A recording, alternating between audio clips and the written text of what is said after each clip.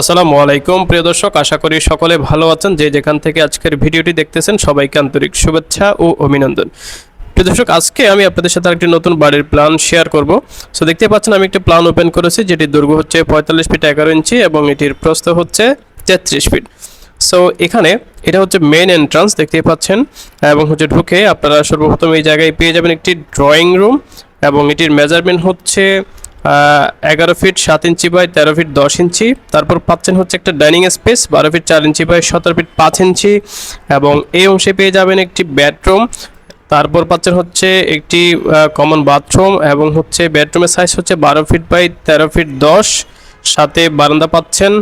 এবং হচ্ছে এই অংশে পাবেন একটি বেডরুম 12 ফিট বাই 13 ফিট, এবং হচ্ছে এই অংশে হচ্ছে আপনারা আরেকটি বেডরুম পেয়ে যাবেন 11 ফিট বাই 13 ফিট, সাথে অ্যাটাচ বাথ থাকতেছে 7 ফিট বাই 4 ফিট।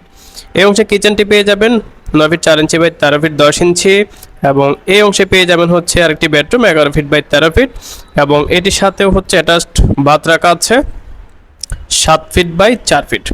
ঠিক আছে, এটি খুবই চমৎকার একটি প্ল্যান। আপনারা চাইলে এই ধরনের প্ল্যান ডিজাইনগুলো করতে পারেন যদি আপনাদের জায়গার পরিমাণ এতটুকু থেকে থাকে, বা জায়গার পরিমাণ যদি এটার সাথে ম্যাচ করে, সেক্ষেত্রে আপনারা চাইলে এটা করতে পারেন।